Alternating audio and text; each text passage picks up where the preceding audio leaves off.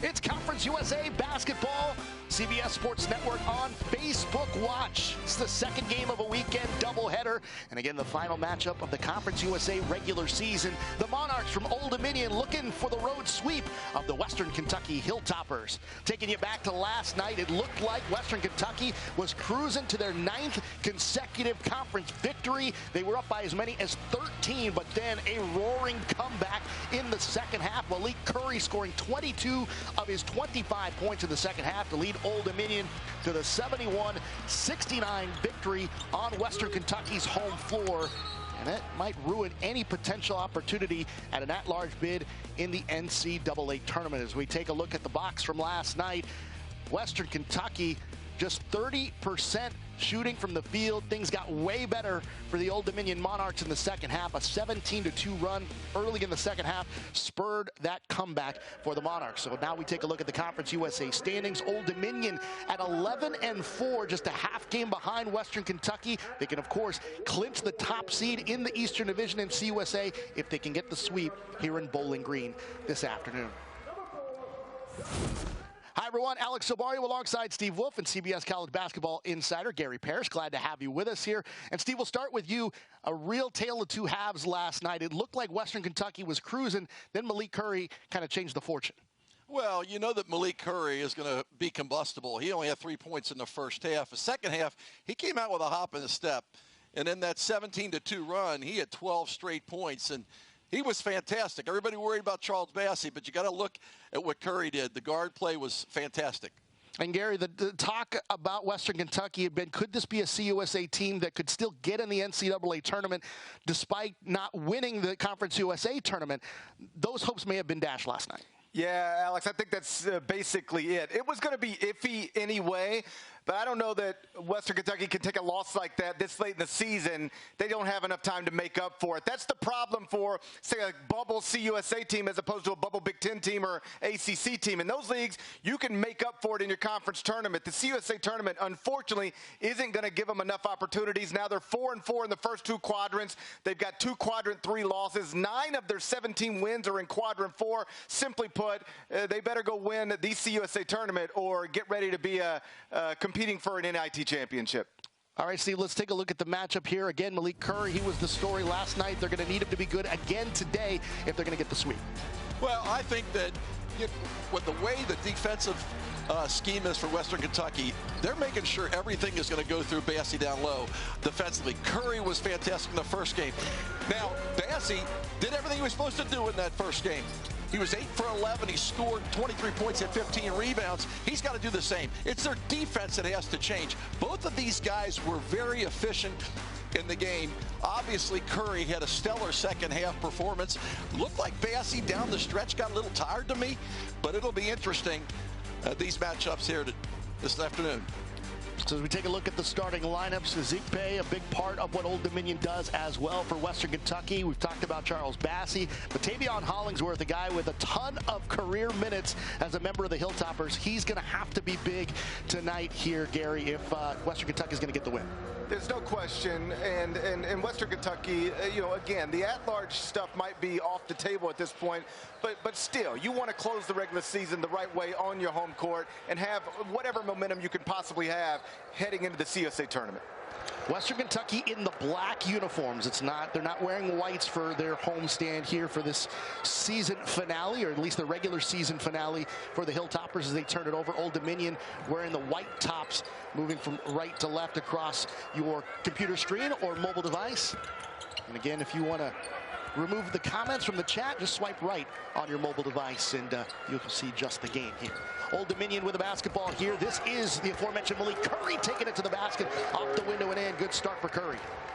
Well, they're going to have to find a way to keep somebody in front of him. You have Bassey at the hoop, but they got to keep Curry from getting to the basket, and they also got to extend on his 3-point jump shot. By the way, I wish I could swipe right, when my kids and my wife are around, so I didn't hear those comments. So I don't know how we do that at home. Western Kentucky, after turning over on their first possession, they're going to have to limit those moving forward. Here's a shot from Kenny Cooper in the corner. That misses. Xavier Green with the rebound. And here come the Monarchs. It's deflected out of play. It'll stay on this end of the floor. Let's take a look at our things to know for our Facebook game. Join the conversation. We invite you to be in the comments so you can talk to us live. We may use them throughout the duration of this broadcast. Use the hashtag ODU versus WKU in your posts. So any photos or videos that you throw in there could be a chance to be featured on air. And as we mentioned before, swipe right on the chat if you don't want to see that and just focus on the game. As we get a miss from the outside, Western Kentucky bringing it back the other way. This is Josh Anderson launching from long range. That's way off the mark. Here comes Old Dominion on the break. This is Curry taking it to the rim, high off the window and in. Malik Curry out to a 4-0 start for Old Dominion. Hey, Gary, I'm watching this game, and I'm looking at the way Western Kentucky is shooting the ball from outside. Bassey hasn't touched the ball in the low block. Conversely, you have the Monarchs getting straight to the hoop. I think Western Kentucky's got to make sure they get the ball inside. Yeah, I've never been a basketball coach, but I know that if you got a projected first-round pick on your roster, you try to get him as many touches as possible, especially early, especially coming off a loss. You want to get him going because he's obviously the key to everything. Curry misses from the outside there. Well, Western Kentucky still looking for their first bucket. Hollingsworth with it, trying to get it to Bassey. And we get a foul here as we take a look at Jeff Jones in his 8th season with Old Dominion. Phenomenal record, winning percentage at just under 65%. Former head coach at Virginia as well, with 6 postseason appearances there. He's done a real nice job here at Old Dominion. They were in the NCAA tournament back in 2019. Trying to get it down low into Bassey. That's deflected, taken away on the break. Here come the Monarchs, putting it up and in. There is Makai Long, the sophomore from Bryan Roads, Maryland. We've talked off camera about how we felt like Western Kentucky had something to prove and come out of the gates. I mean, they have come out very flat.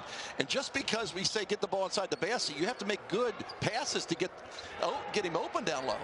This is Carson Williams from long range, and he's a big man that can stroke it from the outside. Williams, Mike O'Donnell's guest in halftime yesterday. Redshirt senior from Owentown, Kentucky. Another guy that they need to be contributing if they're going to get the victory here today. Steve, you mentioned Western Kentucky needing to come out and showing that they have something to prove.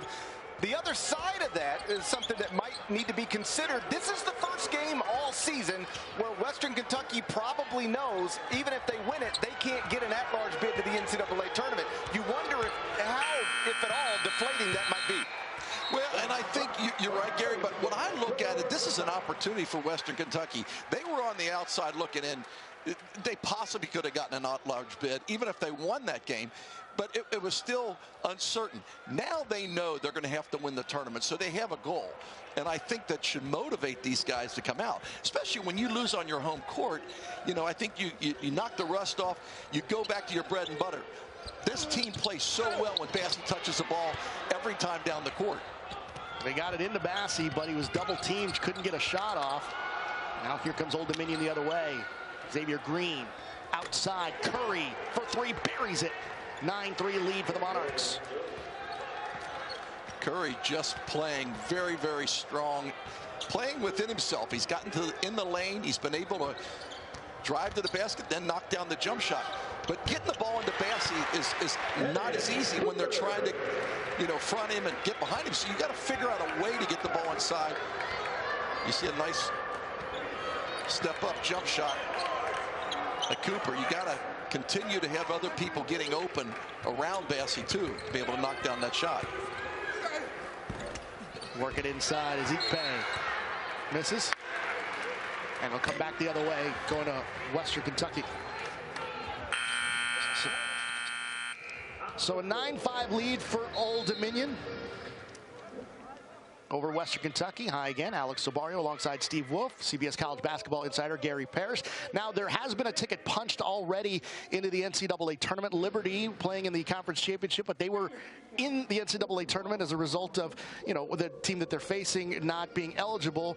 And Gary, this is where it gets started. We're in March, and we're already got a team punching their ticket to the big dance. Yeah, and like you said, it came in an unusual way, which is kind of perfect given this unusual season. We have no idea what the next week week is going to look like. In the Missouri Valley Conference tournament, Drake got to move on because of Northern Iowa, COVID issues inside the Northern Iowa program.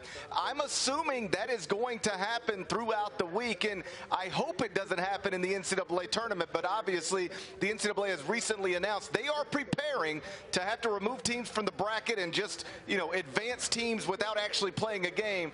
This is the world we're living in right now. Right, I think you look at the pandemic, anything can happen. And I think that you tell your players, if you're going to sneak into the tournament, you have a chance because even Rick Stansbury said the other day, he said this pandemic has neutralized really competitive, solid teams. So the crowd's not a factor. So I think it's going to be interesting the next couple weeks to see what happens. One of the other things, guys, that has neutralized kind of any advantage is the home court, but also these back-to-backs. And Rick Stansbury will probably be the first one to tell you he's not a fan of these back-to-backs. They've been on the losing end of the second half of a back-to-back before, but now they're losing the front end at home trying to get one back. So maybe he'll feel a little bit different if they can get this second one. Yeah, I'll tell you, Alex, most of the coaches I've talked to who are going through this, whether it's in Conference USA or maybe the Missouri Valley, they don't like it either because for whatever reason, whether it's a lack of intensity, lack of focus, it does appear that the team that wins the first game, when you've got comparable teams, like when one team's just way better than the other, it is what it is. But when you've got comparable teams, there has been a pattern that's developed in the season where the team that wins the first one doesn't always win the second one. In fact, often gets off to a bad start. There's been some really wild results tied to that. Back to live action here from Bowling Green, Kentucky. Western Kentucky trailing Old Dominion here. They've been red hot since the start of the second half yesterday. This is Carson Williams out to Anderson. Anderson on the drive and collapsing on him, and we get a whistle and a foul as Anderson goes up with it. He'll head to the line. Right now, the Monarchs are doing a really good job of fronting the big guy, Bassey, and also having a guy behind him. So there's always two guys around him. So that was a really nice move to the basket by Anderson. Gets to the free throw line. You're going to have to try something different because they're packing the paint.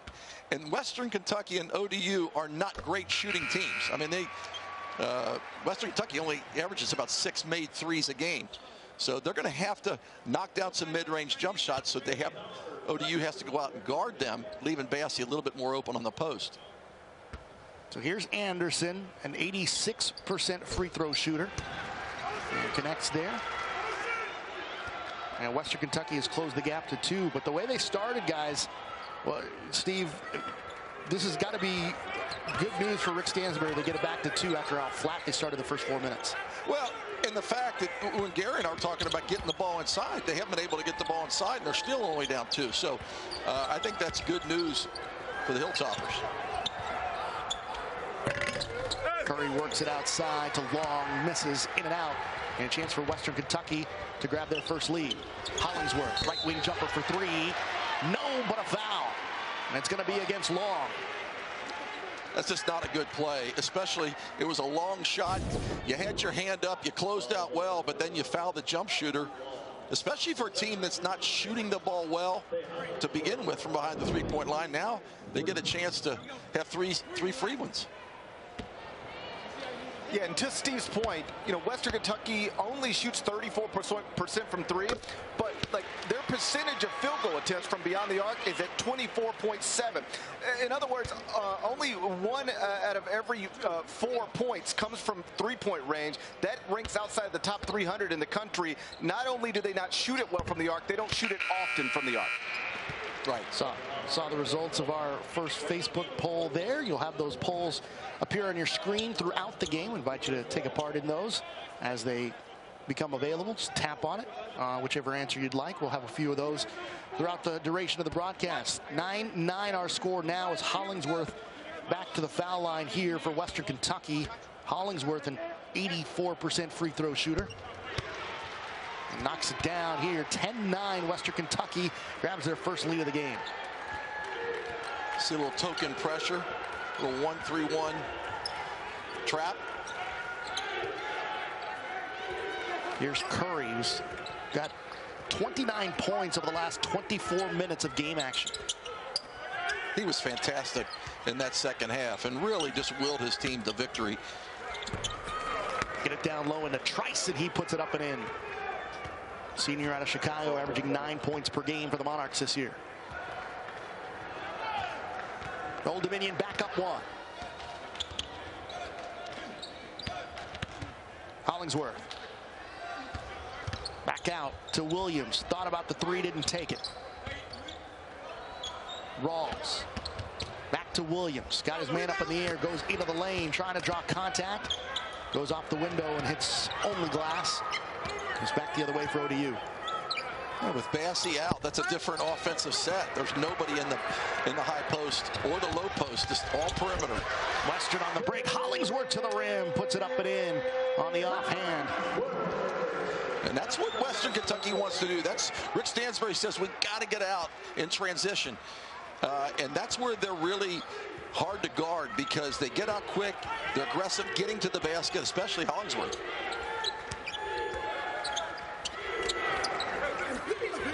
Get it inside to Trice. He puts it up and in again off the window. Teams trading the lead here over the last couple of minutes.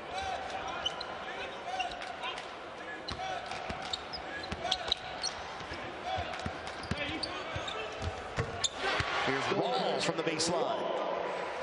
It's a nice move on the baseline by Rawls, and it was in the context of the half-court offense. Good ball movement, and it's about a 10-foot shot. They have to get a lot of those, and when Bassey gets back in the game, you know, they'll be open up that inside because they have to establish him here in the first half.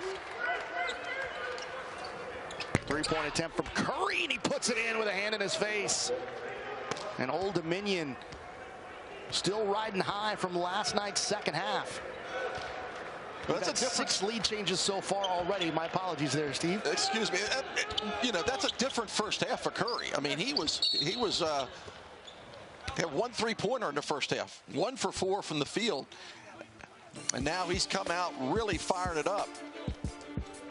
He started out from the get-go, getting the ball to the basket, establishing, you know, what he wanted to do as a leader of this team. And when you can get to the basket like that, it's easy to get an outside jump shot. Nobody guarding because they're worried about the drive. Curry already in double figures with 10. He's 4 of 5 from the field. Throwing a couple of assists. Not a bad first 8 minutes.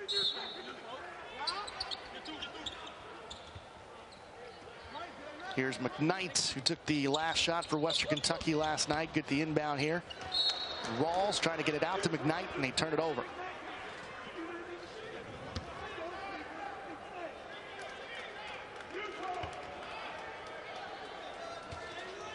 Jeff Jones has done a great job here at ODU. Obviously, he coached at Virginia. He played at Virginia, coached at American. But he's done a heck of a job at ODU in the last 8 years. Xavier Green misses the 3. Old Dominion had been pretty high before missing that shot as Anderson takes it in and draws the foul. And this is one of the things that Western Kentucky does just about better than any team in the country, and that's get into the foul line. Well, they're aggressive. I mean, they're very aggressive, and you know they get to the free throw line, you know, #1 in the conference. And they have to continue doing that. And fellas, we just touched on this a second ago about the back-to-back scheduling. Conference USA has done it. A number of the schools that we cover, or the conferences we cover on CBS Sports Network, the Mountain West, the Missouri Valley, have done this back-to-back scheduling. And Steve, I don't know what your thoughts about this are, but it's certainly been interesting from a broadcasting perspective, not so interesting from a coaching perspective, if you ask the coaches around these leagues. Well, from a broadcasting perspective, and I'm sure Gary can attest to this, I love it.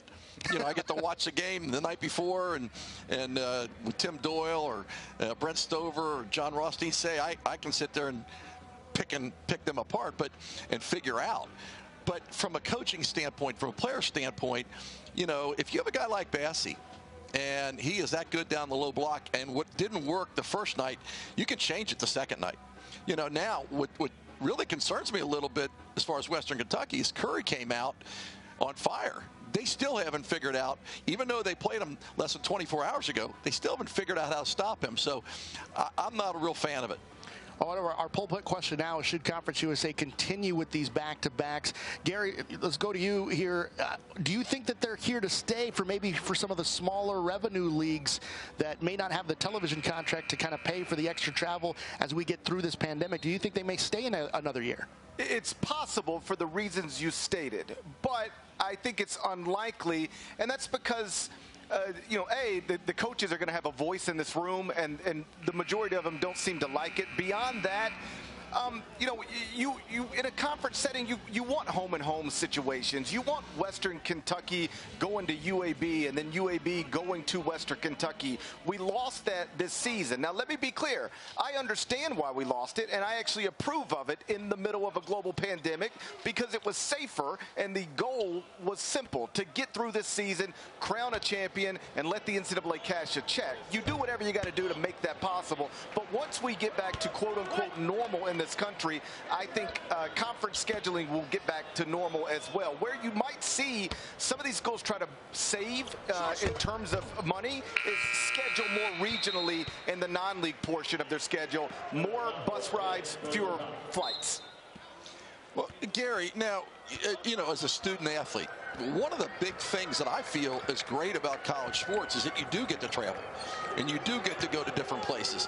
And I think that, for the overall experience of these college athletes, student athletes, to be able to go from town to town, I think you have to go back to the old way of scheduling once, like you said, the pandemic is over.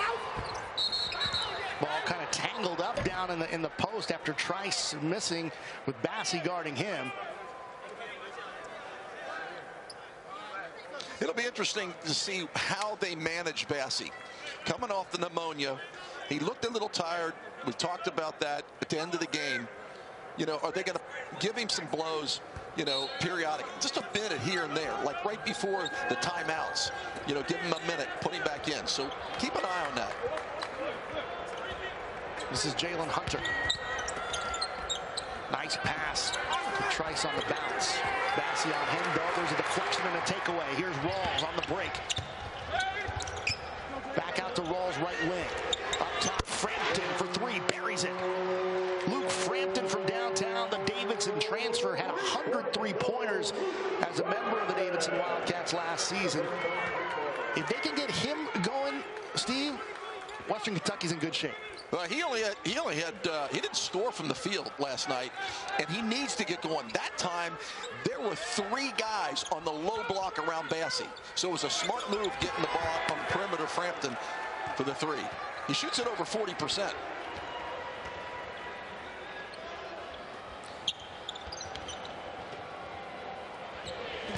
This is Rawls taking the long-range jumper, and he hits a three. Western Kentucky doesn't take a lot of these, and Jeff Jones is livid after that last shot. 21-16, Western Kentucky on top of Old Dominion. Timeout by the Monarchs. And you hit the nail on the head.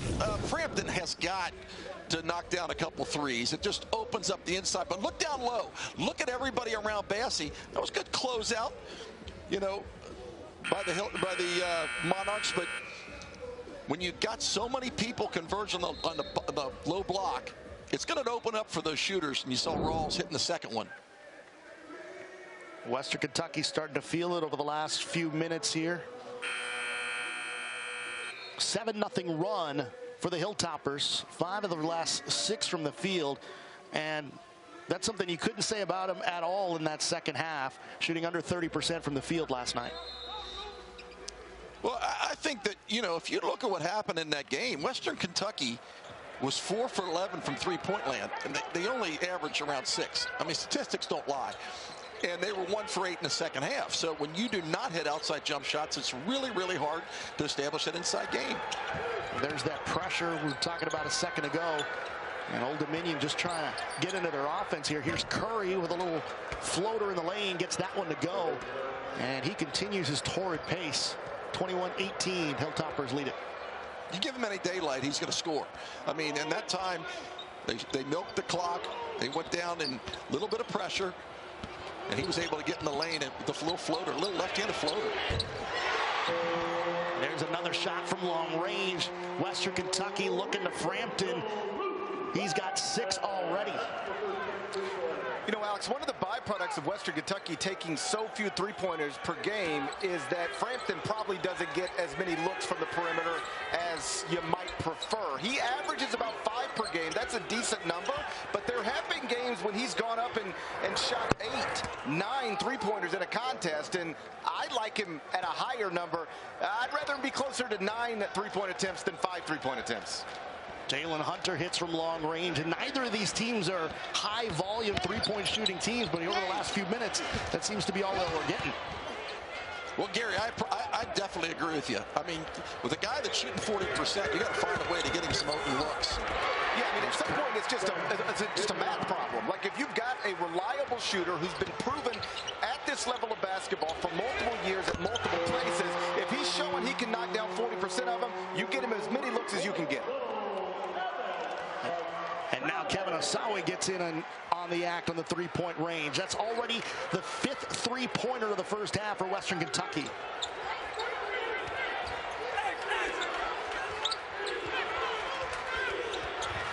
This is Hunter. And he's going to whistle away from the basketball. It's going to be a foul against Old Dominion. Frampton's on the deck. Yeah, Oliver just pushed Frampton out of the way coming around off a pick. It's nice to see Frampton come in and make an impact. You know, he sat out a couple games. He didn't play well last night. They need him to be able to give them minutes and give them good offensive minutes. And Gary, when you're talking about teams that can make a run or make an upset in the NCAA tournament, having a shooter like that and then a player like Bassie, they can be dangerous depending on where they're seated in the tournament. There is no question. I mean, that's the thing about Western Kentucky. I'm not sure that the Hilltoppers are going to be in the NCAA tournament, but if they get there, they're good enough to win multiple games. I mean, this is a team that has beaten an Alabama team that is the outright SEC champion. They have beaten Memphis. Memphis playing tomorrow on CBS at Houston with an opportunity to get on the right side of the bubble. Western Kentucky might not have a resume that allows it to get into the tournament. That's why that auto bid is important. But you put the Hilltoppers in, and I promise you they're a serious threat for the reasons that you mentioned. They've got shooting when it shows itself, and Bassie is a load for just about anybody. Zeke Pay with the basket and one. He'll have a free throw coming back after the timeout with 7:43 to play. First half, 27-23. All right, we're going to play a little game here, fellas. We're going to do the blind tournament resume. Which of these resumes, we're not going to show you the logos. This is going to be blind. Which of these resumes should get in? You see 15-4, 13-8, 14-11, 20-6 overall record. Then you see the net rankings underneath, and then their record in the quad ones. Just looking blind. We'll start with you, Steve. Which of these resumes deserves to get in? Gary, you'll take care of this after I get done, so don't make fun of me. But I would say I'm looking at maybe like a Richmond for the first one. Second one, actually, I think I know this one because I was just checking out the league, and I think that's North Texas. 14-11, I think that's probably in Michigan State. I mean, I think Duke doesn't have that good of a record, so it's Michigan State. And this one, because I've been checking out the whole Conference USA, I think that's Louisiana Tech. I actually did my homework. I'm going to guess that Steve took a look at the graphics about 30 minutes before tip-off because he's got it all exactly right. I would say that you need more information than that. When evaluating tournament resumes, for instance, how many losses outside of the first 2 quadrants do you have? What does your third quadrant look like? But it is interesting the disparity between some of these teams that are sitting there when on a surface level they look kind of close. Now, and Gary, I'm going to tell you this, and Alex, you can attest to this, and Major Hal, who's our producer, can attest to this. These guys kept this like the Academy Award ballots. I didn't see it, and I'll tell you what. I actually did homework and was trying to figure out if my Xavier Musketeers are going to make it in, which is another story. But hey, we'll see. Hopefully, I get the. I would take 4-4. I haven't had that in high school and college. I never had 4-4, so I'll take it. 71%, by the way, overwhelming majority there say no back-to-backs moving forward in college basketball. And I'm responsible for at least one of those votes. I decided to vote on Facebook myself. I don't think, Gary, I can't multitask. I can't multitask. I can't do that. I'm just sitting in my chair, just making sure the camera's on me. Not only is he influencing the voting population, he's also a participant. Well, a little bit of zone here right now by ODU. 1-3-1. It worked a little bit yesterday. Basically, got to move the ball and see if you can get the ball in the middle of the court. Anderson from inside the circle misses that shot. Western Kentucky up 3, 7:09 to play first half.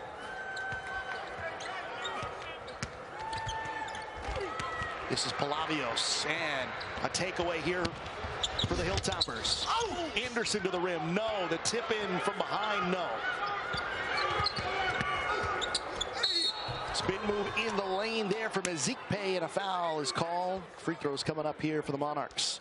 Well, ODU just dodged a bullet because a live ball turnover with Western Kentucky usually is a bucket, especially the way Bassey runs the floor, because they'll bring it down, just throw it up and let him go get it. That time ODU got back quick in transition, but they can't turn the ball over like they're doing, especially the live ball turnovers. That's 2 now.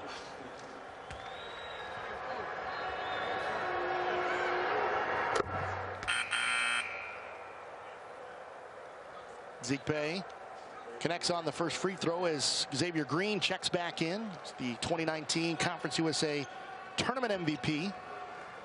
When the Monarchs defeated Western Kentucky in the title game that year to move on to the NCAA tournament. So ODU, the last representative of Conference USA to play in the NCAA tournament, with no tournament in 2020. You know, I'll tell you what, Alex, I'm still a little bit sore at Gary, thinking I cheated on that. but you know, Gary. Hey, Steve, here's the truth. This is very much a takes one to know one, because last night I was presented with a similar challenge, and if I'm being honest, I cheated. Did you? Well, I'll tell you, you know what's interesting in this game is we talked in the open about the two guys, Curry and Bassey. Bassey has one attempt at the basket. He is 0 for 1, and they just can't win the game that way. He's got 4 rebounds and a turnover, but they have to figure a way to get him the ball. I know they're up by 2, but this is a really important part of their game. They can't rely on that three-point jump shot. It's just not what they do. And this is one of the issues in modern basketball, when your overwhelmingly best player is a post player. When your best player is the point guard, the ball's in his hands. When your best player is on the wing, you can get it to him fairly easily. When your best player is a traditional big, it's a little more difficult. Obviously not impossible, but just a little more challenging, as we're seeing today. And right now, he's got one-on-one coverage. You've got to find a way to get the ball to him. And they had him right there when he slipped and just didn't get it to him. Yep. Bassey to set the screen there for Hollingsworth. Goes baseline, ends up turning it over. This is Green. Hunter. Trying to split a couple of defenders. Lost his dribble. Back out to Curry. Just hit a 3 on the other end. Gets his man up in the air, and he's going to be called for the travel. Did you think that was a travel, Gary? I'll trust the officials there. I thought that was a heck of a move.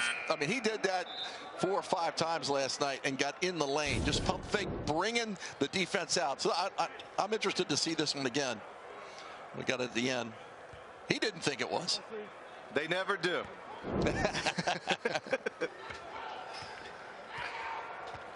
ODU up 1, 5.5 to play here first half. 3-point attempt from the left wing, off the mark. Rebound underneath by Williams, and foul is called. Once again, Bassey taking a seat. You know, he'll get out.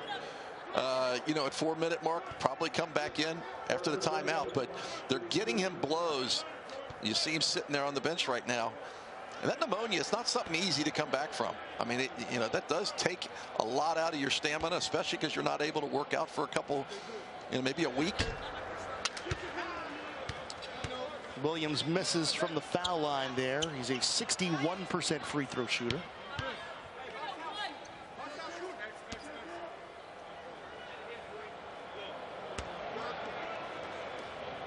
Williams at 7.5 points per game this year. Connects on that one. That ends a string of 3.5 minutes without a point for Western Kentucky as they even the game up at 28 apiece. A little different game than last night.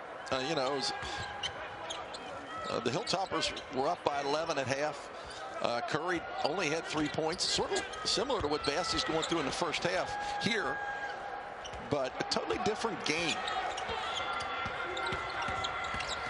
And Curry has obviously been terrific in this first half. He's 6 of 8 from the field, 3 of 4 from three-point range. And Old Dominion shooting 50% from beyond the arc.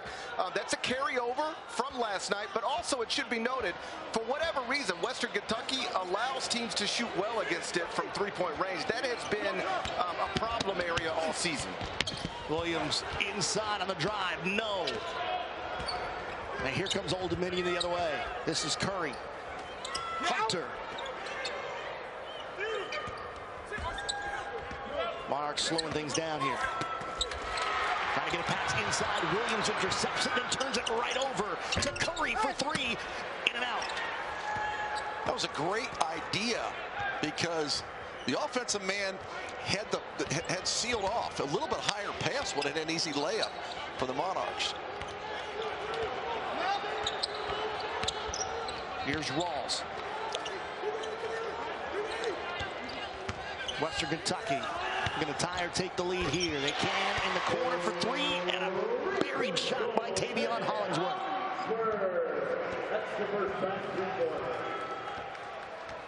It's amazing. Now with 8.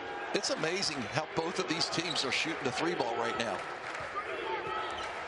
Yeah, the Hilltoppers are 6 for 11. The Monarchs are 4 for 9. Those are good numbers.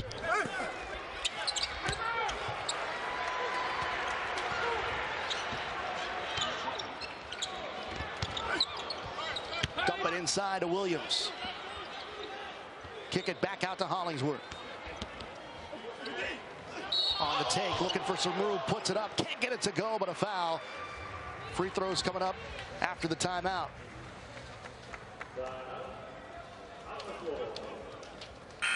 (31-30) Western Kentucky on top of Old Dominion with 3:15 to play here.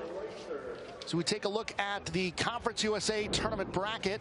If the season ended before the end of the day, everyone qualifies for the Conference USA tournament this year. So you see Rice, Southern Miss, Middle Tennessee, FIU would start things off in that preliminary round. Right now, Western Kentucky would be the top seed in the East. Louisiana Tech, the top seed in the West.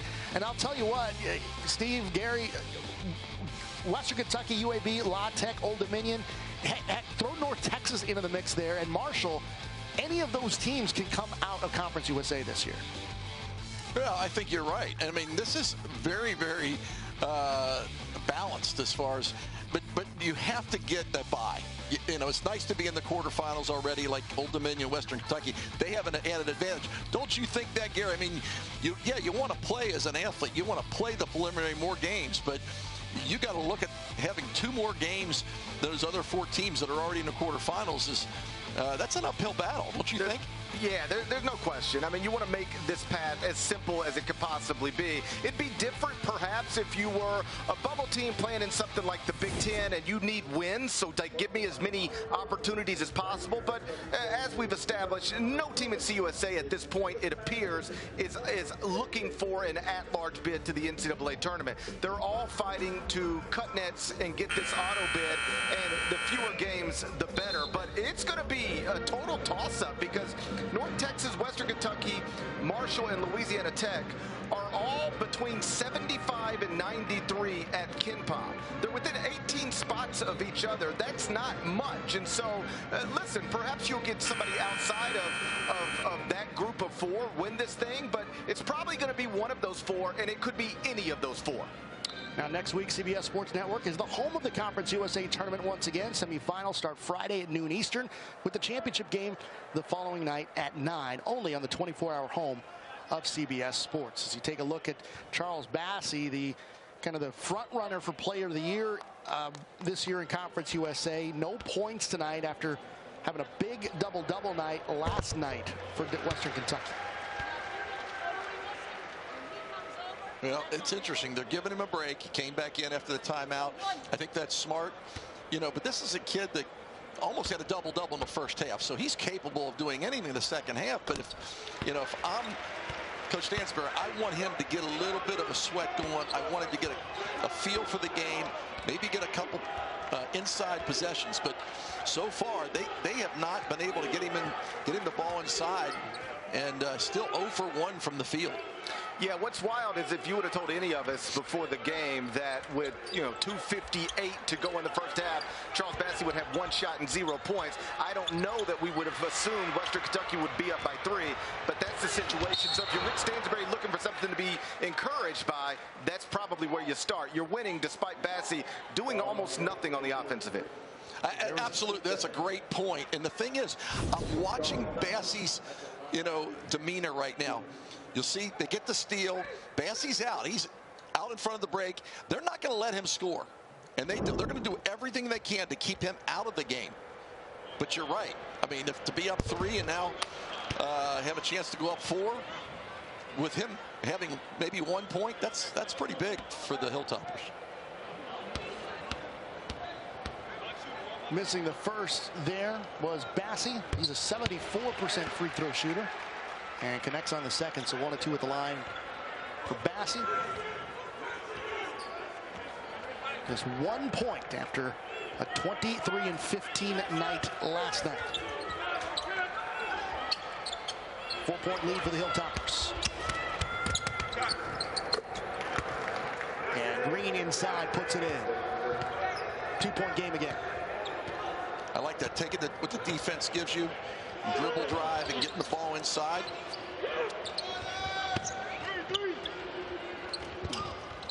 Working around to Hollingsworth here in the corner. There's opportunities to get Bassey the ball against this zone. Hollingsworth this time takes the 3 in the corner. Misses long with it, and we get a loose ball foul called against Western Kentucky.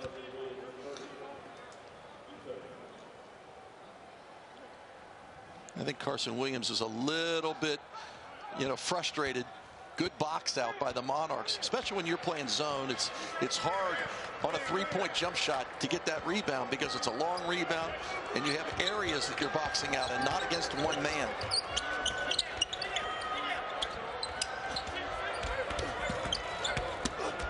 Working inside to Ezekpe, and that shot was altered there by Bassey. It stays with Old Dominion. We get a whistle and a foul against the Hilltoppers. Ezekpe's been playing very good defense at the other end. I mean, this is a guy, he's the one who's really has a major responsibility as you look at the difference with Malik Curry. He just has taken over in the last, the last 2 halves. 15 points tonight. Again, they had 22 of his total from last night in the second half. 25 in the game, 22 of them in the second half. So has more than half of his team's point total over these last 2 halves of basketball. Drive to the rim there, a miss but a foul. More free throws coming up for Old Dominion. It's going to be against Hollingsworth. Green's been able to get to the basket. He's had a nice first half. He's only 1 of 4 from the field, but he's been able to get in the lane.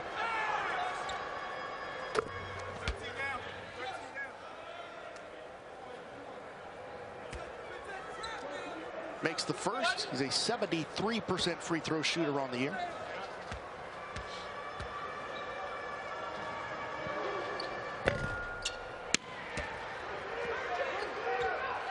Just under 1.5 to play here in the first half. Western Kentucky looking to get a game back after losing yesterday. It's the regular season Conference USA finale. Trying to dump it down low, kick it out to Hollingsworth. There's a deflection on the swing around pass from Josh Anderson. It'll stay with the Hilltoppers. Hey, Gary, you surprised that ODU is very far out on that zone? I mean, see how far out they're around the 3-point line. It just seems they should be able to the Hilltoppers should be able to get that ball inside, but they're having no luck against that zone. None at all. You know, and you're exactly right. Like, you would think Old Dominion would sag a little bit to make it even more difficult, but you know, perhaps, you know, what they're doing is working, so why sag off and give up the three-point line? I just never thought it would work. I mean, you know, the further you're out, the stretch, the defense, that's what you want to get the inside game going. Three-pointer missed in the corner by Hunter. Here come the Hilltoppers. Hollingsworth into the lane for the cutter. McKnight puts it up. No. Bassey with the offensive rebound. The putback. Can't get it to go, but a foul. And Bassey's headed to the line. And Bassey, with his back on the deck there, almost seems a little gassed and frustrated. Well, Jeff Jones said last night, hey, the first half they didn't play physical. They're playing physical right now. And yes, they fouled a lot more in the first half yesterday. They're being smart. They're boxing out. They're making sure they put a body on Bassey. They're giving him nothing easy underneath.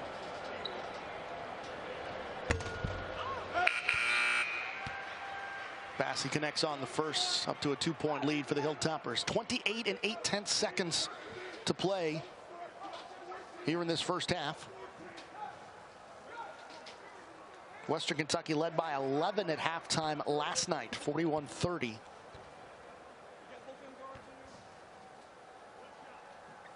And you met Rick Stansbury, who said last night, you got to give Old Dominion credit, but they did not shoot the ball well. They really didn't do anything offensively well in that second half.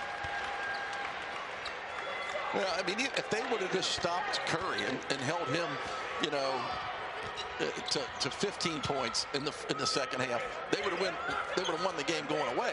It was more defense than their offense. I mean, their offense was okay. It was their defense that really struggled. Curry draws a foul here as he gets inside the three-point line.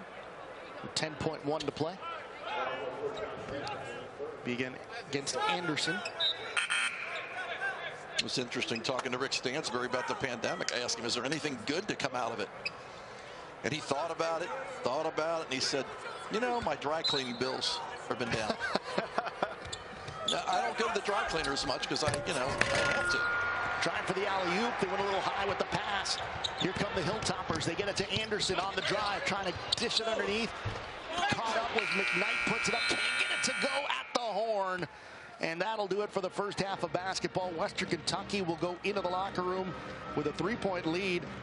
Old Dominion got off to a pretty decent start thanks to Malik Curry. But Western Kentucky was able to weather the storm. They got some good three-point shooting from guys like Hollingsworth and Luke Frampton, and able to take a 3-point lead. As we have Jeff Jones joining us here. Coach, you guys got off to a pretty good start. What did you think of the way you guys played in the first half?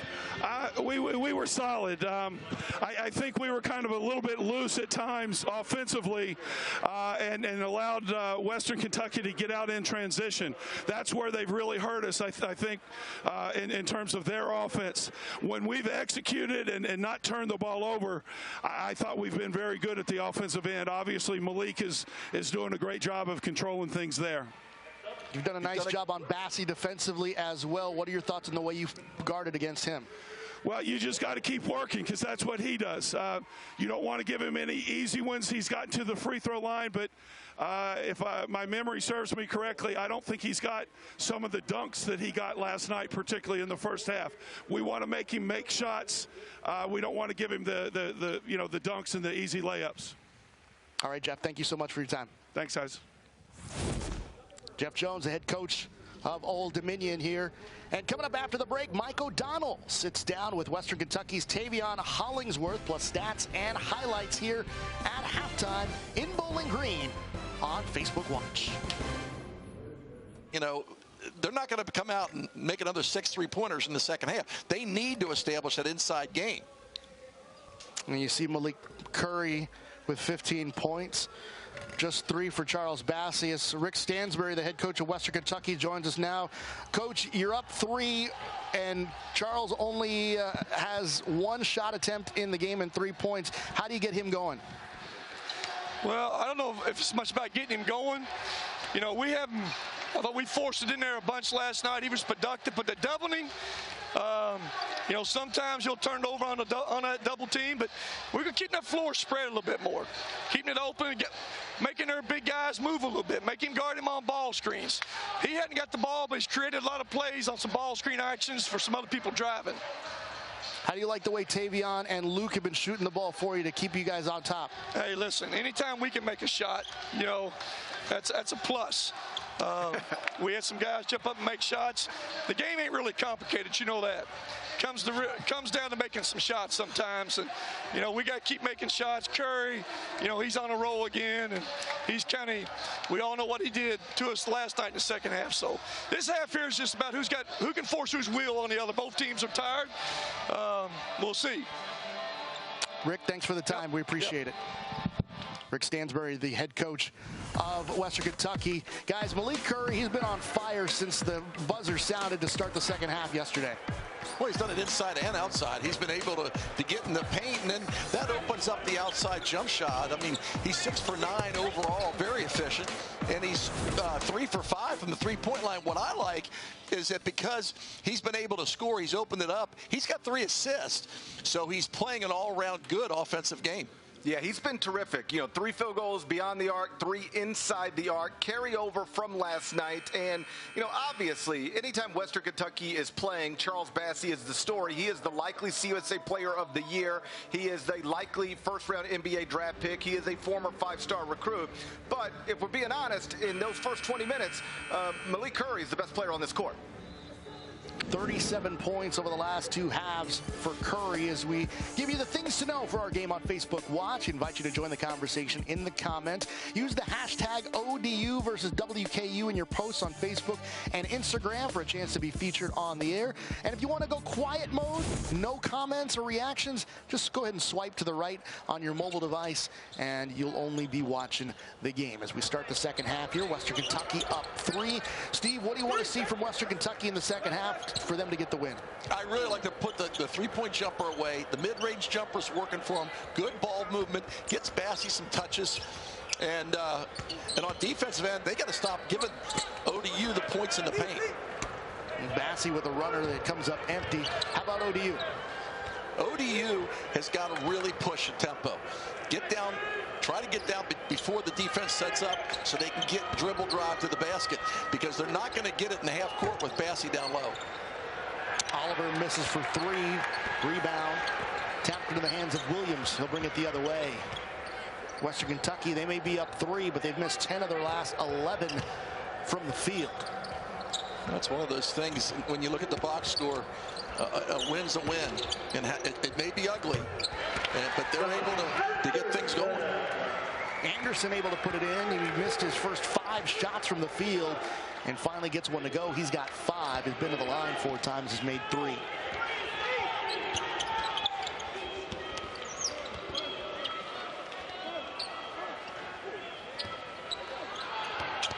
This is Green, kind of stuck with it. It's really fun watching Ezikpe and Bassey going at it on both ends of the court. They're trying to double him up high on Curry, and takes a shot that's way off the mark, goes out of play. It'll go back to the Hilltoppers. It was one thing that Coach Jones said about Ezikpe. He said that he is probably been so much more consistent this year than last year, and he's the biggest surprise for him this year, because night in and night out he's consistent. He was inconsistent last year, but he's really brought it, especially on the defensive end here this evening. Kind of a rough and sloppy start to the second half for both teams. Some really poor shots, and some turnovers as well. Old Dominion with it here. They'll work it inside into Ezikpe. He puts it up, can't get it to fall. Ball tapped out of play as Williams and Bassey fought for position there, and ends up staying with Old Dominion. I'm watching Bassey's body language. This is a time when you don't drop your head, and he's getting a little frustrated. He's got to play good defense, and then, let the game come to him on the offensive end. But you can't drop your head.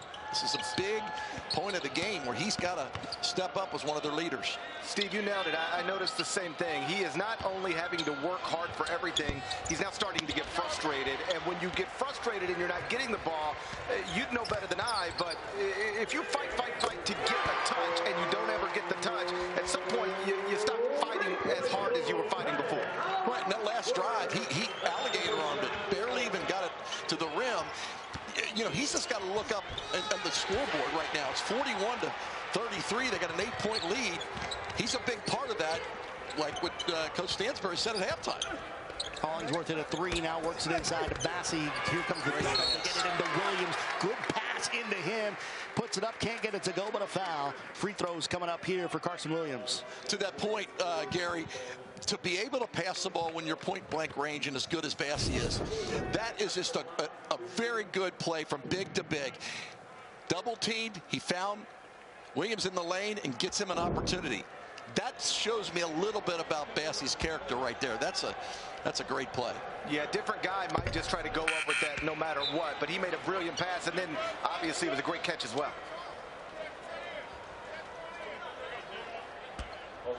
Carson Williams, a transfer from Northern Kentucky, played 2 seasons there. All-Conference USA third team last year. Comes into today third in the league, and field goal percentage is, we get a whistle, and it's like a violation against Bassey here. And the frustration starts to take over for Bassey, making mistakes now. And that's exactly what ODU's doing. I mean, Coach Stansbury said it. They're bodying him up. They're touching him every time down the court, making it hard for him offensively and defensively. Rebound grab by Anderson. Comes Western Kentucky on the break. Hollingsworth on the wing. Bass is wide open. He had Zigpay on his back.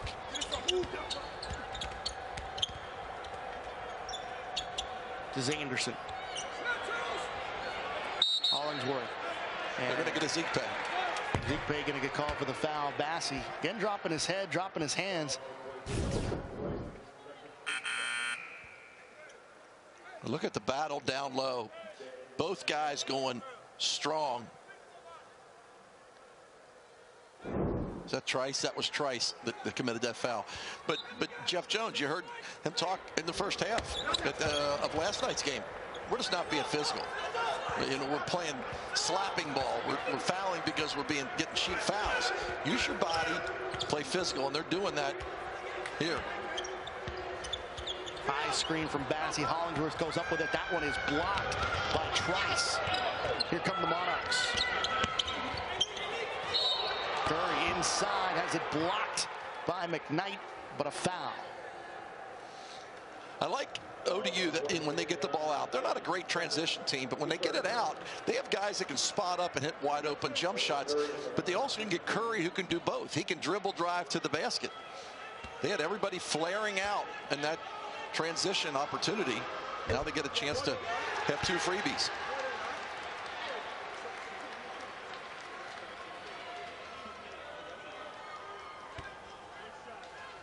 Hey, Gary, when you look at this Western Kentucky team, I mean, obviously, nationally, they're not as well known as some of the other teams in the tournament. I wouldn't want to play this team in the first or second round of the NCAA tournament if they get in. I promise you that to the extent other power conference teams are paying attention to CUSA, they would rather any other team besides Western Kentucky get that auto bid. Not because the other teams aren't good. They are. Western Kentucky might not even be the favorite to win the CUSA tournament. But you don't ever like to get into an NCAA tournament game where the best player on the court is on the other team. And the majority of people are going to match up with Western Kentucky. They're going to look across the court and see that the Hilltoppers have the best player and perhaps prospect on the court. Bassey is a special talent, even if he hasn't gotten it going today, because Old Dominion is just paying so much attention to him, which speaks to the fact that he's a special talent. We're going to get a loose ball foul here against Austin Trice as we hit our first time out here in the second half. 41-34 lead for Western Kentucky over Old Dominion. And we welcome you here Alex DeMario alongside Steve Wolf, Gary Parrish, CBS College Basketball Insider, joining us here. And Steve, let's talk big picture. Let's talk All-Americans here. Take us through your All-America team for this year. Well, I think, Garza, to me, is one of the best players in the country. I mean, Iowa is going to be there, I think, at the end. With Garza inside and you have Fredericks on the outside, they have some really good players. But I think Garza, he was a player of the year last year. I mean, he's increased his numbers. And I know Gary's going to have his own little way about it. But, the Zunama, he's been out with an injury. You can see what happens when he's not playing for Illinois. The guy I like is Cunningham. I mean, he's really come on strong. He's a freshman, probably the best freshman in the country.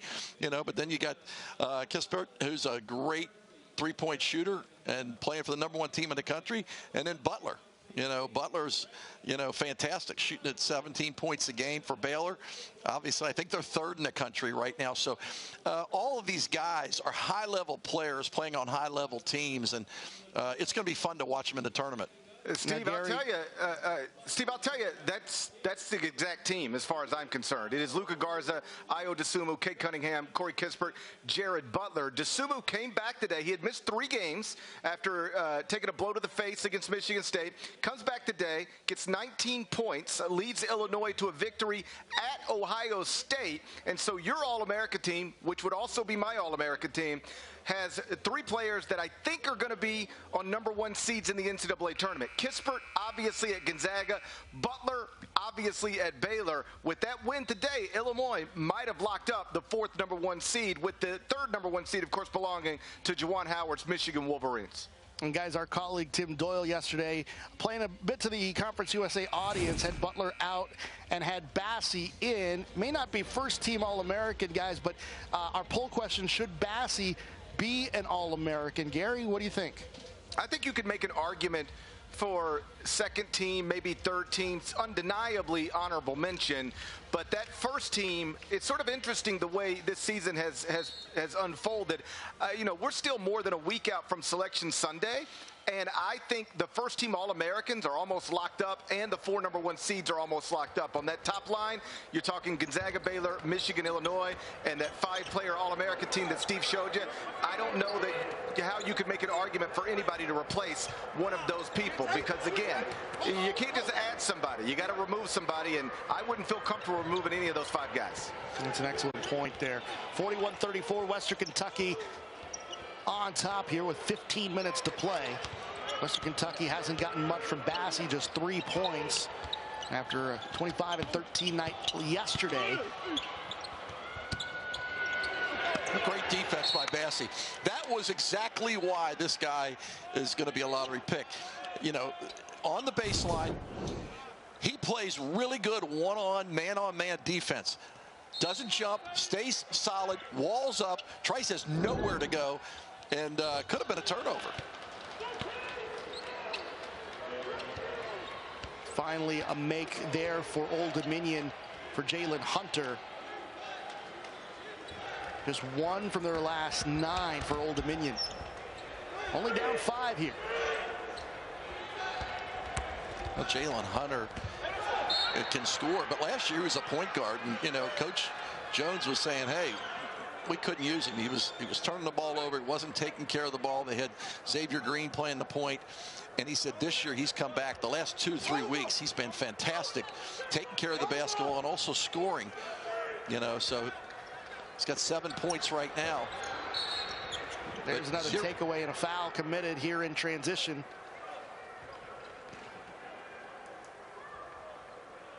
Guys, it's really been a sloppy second half. Old Dominion is 1 of 8. That last bucket from Hunter was the first make from the field in the second half. Western Kentucky not much better. They're 2 of 5 from the field, and they've turned it over a couple of times.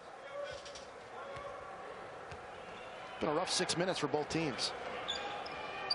Yeah, you wonder how much of that is playing an emotional game last night.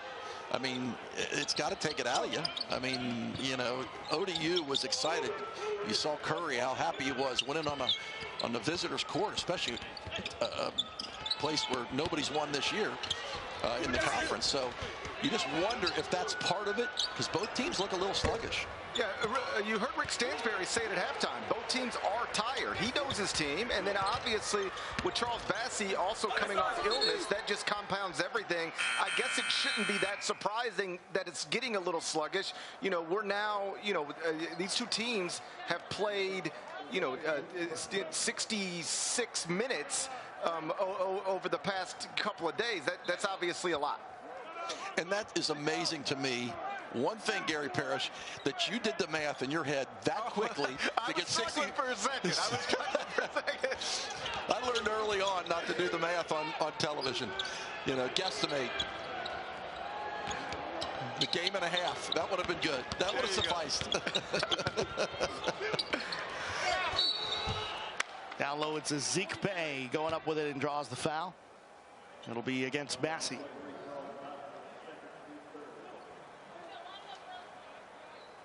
Well, you can just see the frustration in his eyes, body language. It's pretty apparent, guys. It definitely is. And I think, Gary and I, when we were talking about that, is that you still got to look at the score. You're still winning. You can't, you got to do what's right for the team, and he's been doing it. But he still is frustrated because they're being really physical with him. And when you're tired, coming off the pneumonia, and somebody's pushing you around, as you look at Coach Stansbury, I mean, it is frustrating. I mean, he's only human. Right, and he played 34 minutes last night. That's not unusual for him, but it's a heavy load relative to college basketball players. And again, he has to fight on every possession because Old Dominion's showing so much attention his way. And then, again, you factor in the fact that, he was sick and is still recovering from that. All of it, I think, has contributed to what we're seeing right now. Well, and I think on the offensive end, you can give ODU a lot of credit for their defense. Now they have Bassey out top, which he can shoot the three. That's one of the areas he's gotten better in. But you also have to, the guards have to figure out a way to make good passes, entry passes to him, because he is open. Frampton in the corner for three, misses. Frampton had a couple from downtown in that first half. Curry on the drive, or he can go up with it, draws a foul. Well, Bassey's working hard. Zeke Pay has been doing a good job being physical on him. But watch, right when he slips the screen, he's open. He's open now. A good pass inside by Frampton, especially because he's a good shooter. He's going to draw the defense. There's no way they can double down on him. You have to have a two-man game like that to get him involved in the offense. Zeke Pay underneath, draws the contact again. Bassey saying, "What did I do?" That's three. Now Bassey will have to head to the bench here with 12:41 to play. Well, he walled up.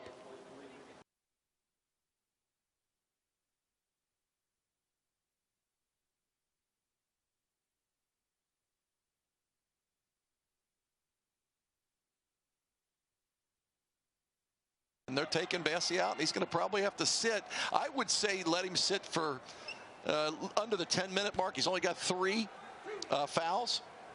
But he needs a break, too. You can see him. He's frustrated. He needs to regroup. Still no field goals in the game for Bassey.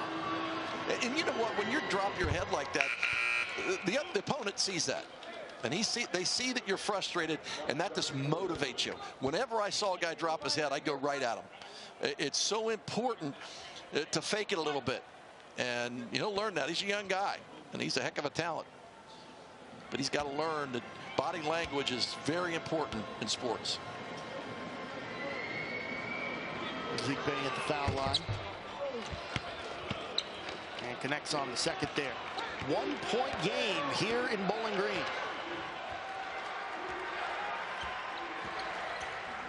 12.5 to play here.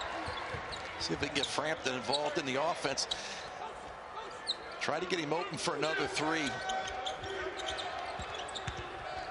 This is Rawls. Anderson. I'm sorry, go ahead. Did you see how much room he had to work with relative to what Bassey's had to work with? It's like the Old Dominion plays a completely different game when Bassey leaves the court. That's a great point, because they are allowing him more room down on the low block. I mean, that's a great point. Old Dominion is in the most uneventful 7-0 run in college basketball history. Strike that. After that made three, Old Dominion takes the lead. They had just one field goal in the half before that make from the outside to regain the lead. They're on a 10-0 run the last 4.5 minutes. As ugly as it was, I mean, they're on a 10-0 run. That's pretty impressive. And that's been the tenor of the whole game. Sloppy would be an understatement for the last 7 or 8 minutes or so, as Curry a bit shaken up on the floor.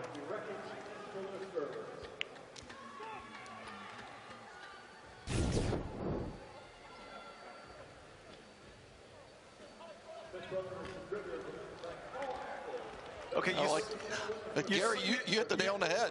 Yeah, look at that. Yeah, now watch this. Watch where Old Dominion doesn't pay anywhere near the same type of attention when Williams has the ball as opposed to Bassey. It opens up for him. He still couldn't get a shot attempt, but it opened up in a way that it just does not open up with for Charles Bassey. Look at that. There's no hands worth of help. There's nobody coming off from the weak side. You know, so, I mean, and it works. I mean, this is Western Kentucky had an 8-point lead, and it was 41-33, and they have not been able to take advantage of the poor shooting by Old Dominion.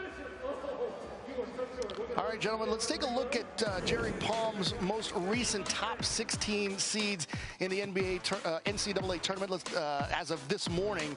Obviously, Gonzaga, the outright #1 seed, they're at a 24-0. Anything jump out at you, Gary Parrish, about this particular 16, or does this look pretty straightforward for you?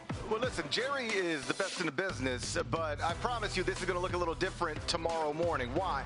West Virginia lost today. Oklahoma State beat West Virginia earlier today. Florida State took a loss. Villanova took a loss, and Villanova is going to be interesting to watch. As of this morning, they projected the top 3 seed. Obviously, you guys know earlier in the week, Colin Gillespie goes down a torn MCL. He is presumably done for the season. That is not only Villanova's second leading scorer and leading assist man, that is their leader and point guard. They're obviously not the same team without him. Villanova could be sinking pretty fast here. You know, when I look at this, Gary, what this hits me right off the back, no Duke, no UK, no Michigan State. It's a different world right now. And you see, like, in Alabama, #2, Ohio State, you know, I mean, it is interesting. Illinois, I mean, which is a great story, you know, how they're playing this year. So this should be a fun tournament, but it's surely not going to look like past tournaments. It almost looks like a football bracket instead of a basketball bracket. You've got big football brands like Michigan, Alabama, Ohio State, Florida State in those top 4 seeds, and you're missing. You know, we're in a world where Duke is on the bubble, Michigan State's on the bubble, North Carolina's on the bubble, Indiana's on the bubble. It is Kentucky not even close to the bubble. It has been a strange season. I would agree with you, but I saw Illinois on that top line, and that probably.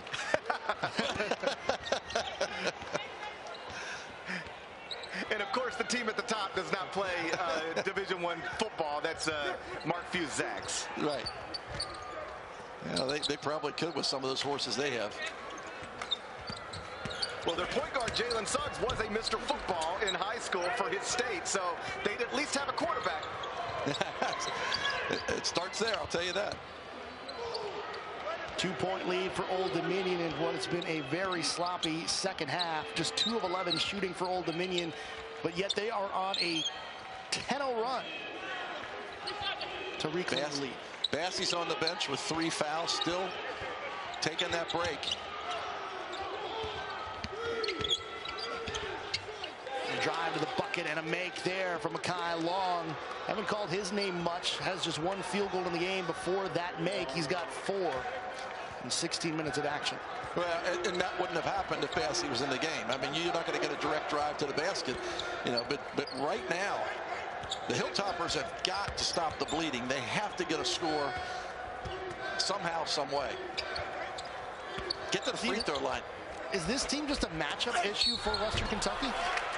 You know, I think that they found out that the physicality is a big deal. Now, if you can be physical without fouling, which ODU's been able to do, you know, I think that's a template.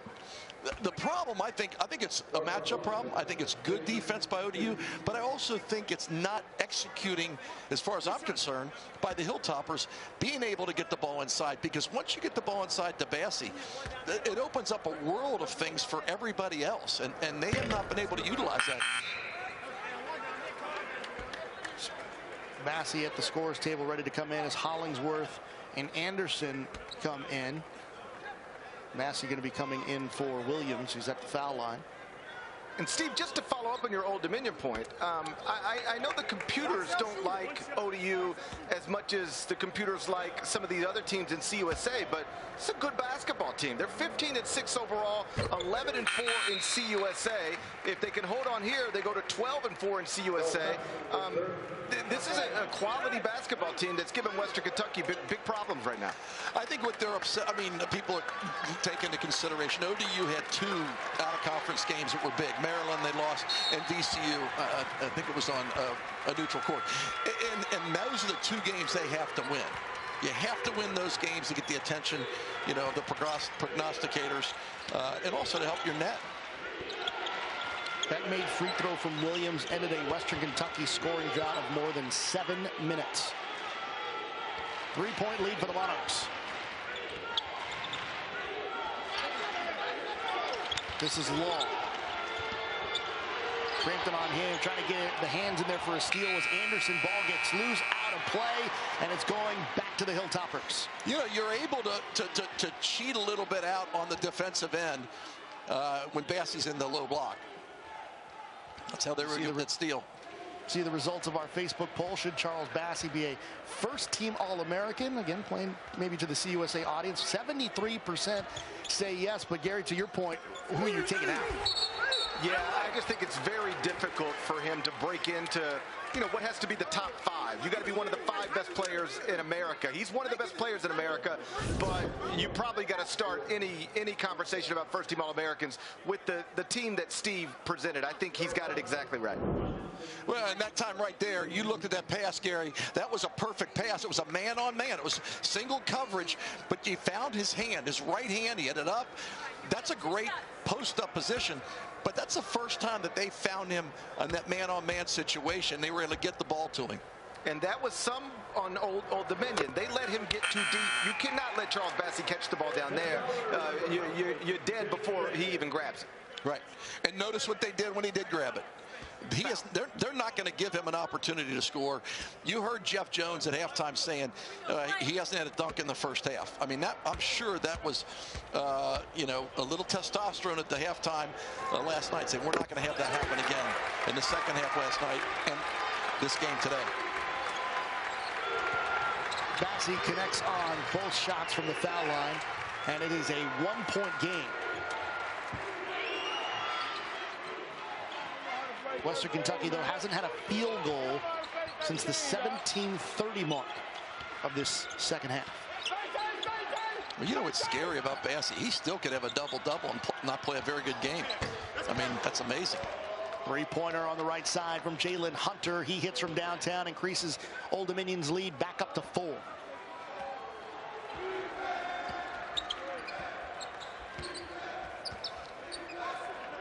Keep an eye down low. There's single coverage, but they're going to give him a hand with a help. But nobody looked inside. Shooting the first shot. That's always going to be there, that 3-point jump shot. He's still going to look in the post. Kicked outside. Hunter misses from 3. Rebound grabbed by Anderson. Hollingsworth called for stepping on the sideline. And Western Kentucky turns it over. Turnover number 14 of the game for Western Kentucky. 5 of those belong to Hollingsworth. The Hilltoppers are frustrated. I mean, they really are frustrated right now. Hollingsworth frustrated on the last drive, but, you know, you're within striking distance. You got to stay level-headed.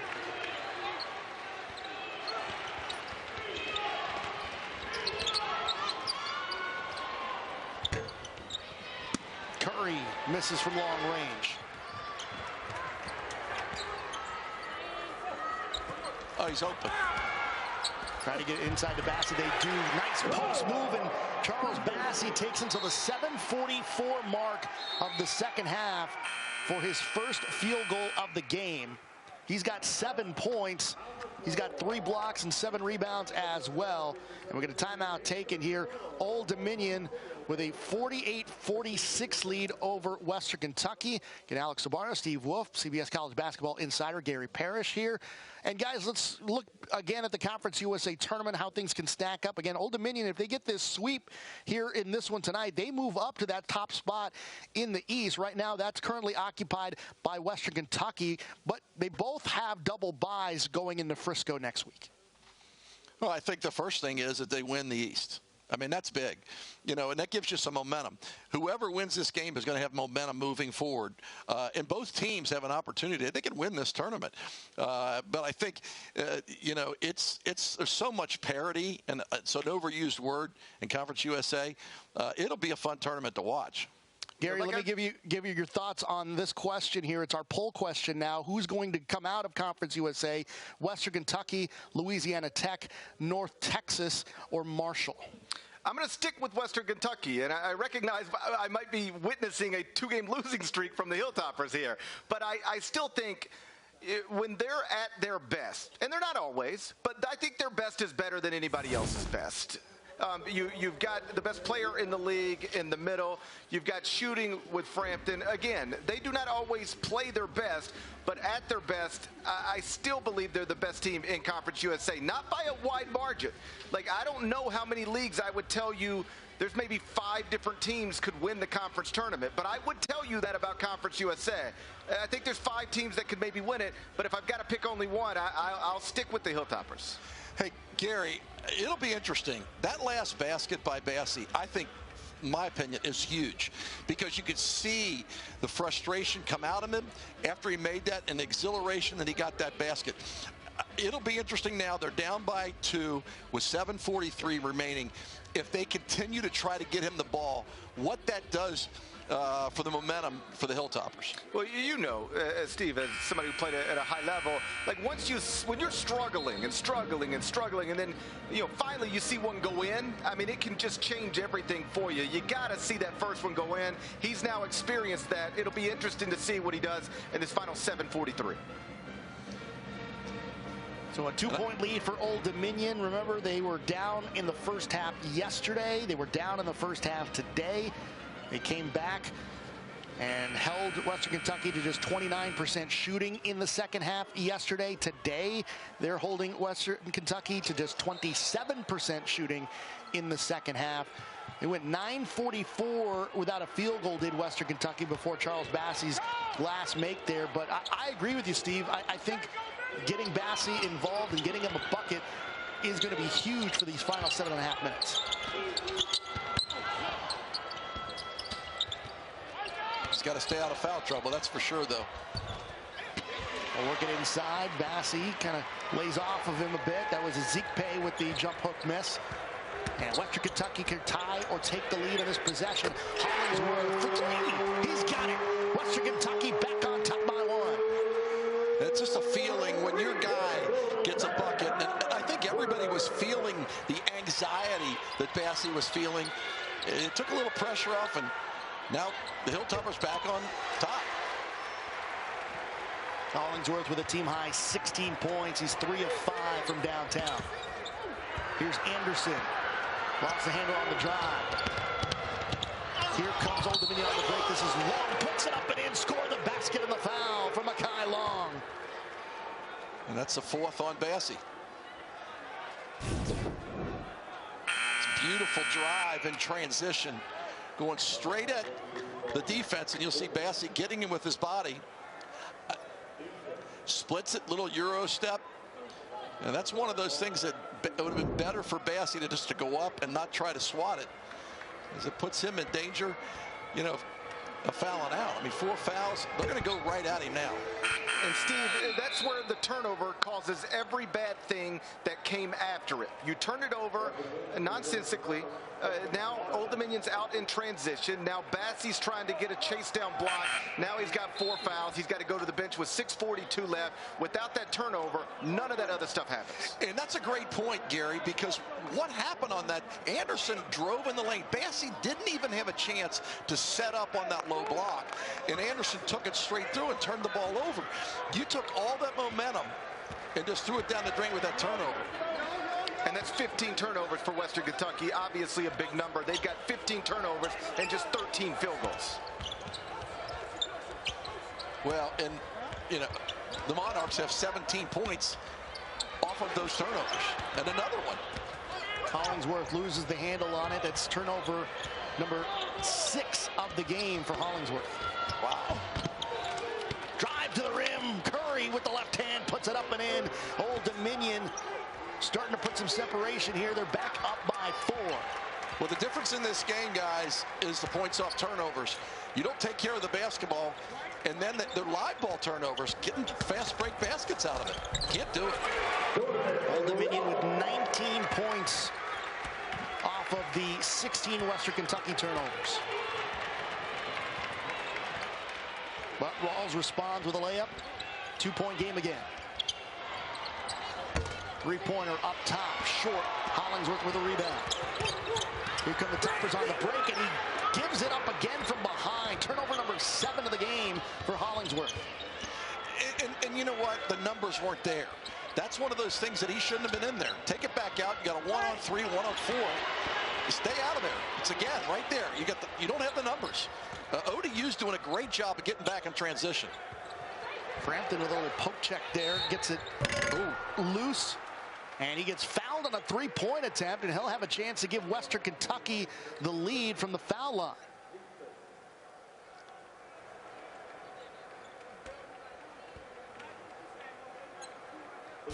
You never fouled the jump shooter, and I know the defender was getting late back into the play, but you cannot foul Frampton. I mean, anybody behind the 3-point line, you just got to go up and try to, you know, distract him, but you don't want to foul him. Especially when it's somebody like Frampton, who is an 84.2% free throw shooter. Like, that's the last guy you want to send to the line under these circumstances. Yeah, I mean, he's shooting 40 behind the 3-point line, but you're right. You know, he's shooting 50% better at the free throw line than he is the 3-point line. That was pretty decent math. 17 turnovers in the game, just 14 field goals for Western Kentucky. How about that stat, guys? And they're winning.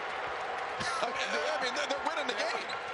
I mean, it's, you know, and Bassey's got 7 points, and they're winning the game. You got to look at it. It's ugly, but hey, sometimes ugly's good.